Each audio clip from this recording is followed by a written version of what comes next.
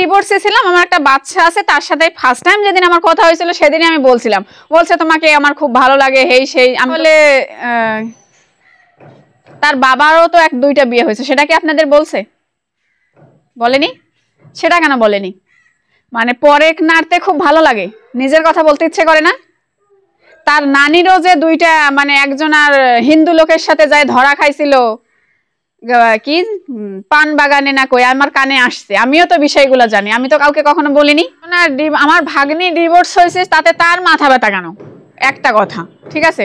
আর আমার ডিভোর্স হয়েছে সেটা তো মানে আমিও যদি ডিভোর্স হই, সেও ডিভোর্সই, তাই এটা তো ডিভোর্স। আর কার কে ডিভোর্স হলো সেটা তো কোনো বড় কথা নয়, ঠিক আছে না?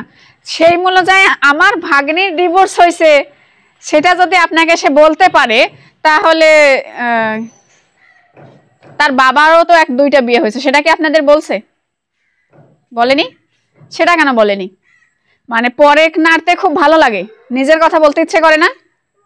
তার নানিরও যে দুইটা, মানে একজন আর হিন্দু লোকের সাথে যায় ধরা খাইছিল, কি পান বাগানে না কই, আমার কানে আসছে, আমিও তো বিষয়গুলো জানি, আমি তো কাউকে কখনো বলিনি। তাহলে আমার ভাগ্নের কাছে সে কেন গেল? আমার কথা হচ্ছে কে কেমন সেটা দেখার বিষয় না, আমি কেমন সেটাই হচ্ছে বড় কথা, তাই না? তো সে আমার ভাগ্নির কথা যদি আপনাদের বলে থাকে, তার নিজের কথাগুলো তো বলা উচিত ছিল, কেন বলেনি? খারাপ পরিচয় কে দিচ্ছে? ও যে খারাপ, ওর পরিচয়টা কে দিচ্ছে? বলছে ভালো লাগে, আমার অতীত শুনলে হয়তো আর ভালো লাগবে না, আমার একটা বিয়ে হয়েছিল, আমার বাচ্চা আছে, তো তারপরও সে বলতেছে তারপরও আমার তোমার ভালো লাগে, আমি এগুলা যদি গোপন রাখো আমি তোমাকে বিয়ে করব। তা আমি তো তাকে বলেই বিয়ে করছি, আমার তো ওইখানে অন্যায় দেখি না। আমি কে অন্যায় দিবে আমাকে বলেন? আমি তাকে বলছি। উল্টা আমিও তাকে অভিযোগ দিতে পারি যে সে একজন বিবাহিত পুরুষ ছিল, সে আমাকে বলেনি, সে আমাকে বলে গেছে যে না আমি আনম্যারিড, আমি কখনো বিয়ে করিনি। তাহলে অভিযোগটা আমার দেওয়ার কথা, তার আমাকে অভিযোগ দেওয়ার কোনো কথা না।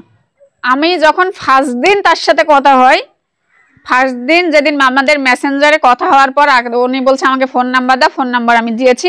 ফোন ধরার পর যেদিন ফার্স্ট টাইম ওর সাথে আমার কথা হয়, তো সেই দিনে আমার হচ্ছে, আমি তাকে বলেছিলাম যে আমার ব্যাকগ্রাউন্ডে আমার এগুলা আছে, আমার ব্যাকগ্রাউন্ড শুনলে হয়তো আপনার আর ভালো লাগবে না, কথাও বলতে চাইবেন না। তো কি ব্যাকগ্রাউন্ড? এই যে আমার পিছনে এগুলো আছে, তারপরও কি এখন আপনার ভালো লাগবে? প্রেম করতে আমি কোনো রাজি নাই, যদি বিয়ে করতে চান তাহলে আপনি পা বাড়াইতে পারেন। আমার ফার্স্ট টাইম এরকম ধরনের কথা ছিল, আমি আপনার সাথে প্রেম করতে রাজি নাই, যদি বিয়ে করেন তাহলে সামনে এগোতে পারেন। তো ও আলহামদুলিল্লাহ মানে সঠিক ইয়াতে ছিল, মানে যা বলছে সত্যি কথা বলছে।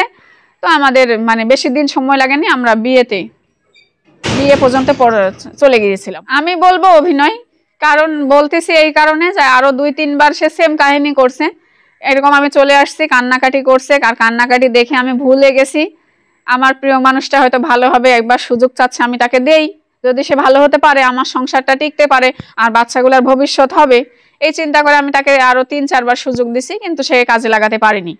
তার ব্যবহার কখনো ভালো হয়নি, তার নেশা কখনো সে ছাড়েনি, সে সন্দেহ ছাড়েনি।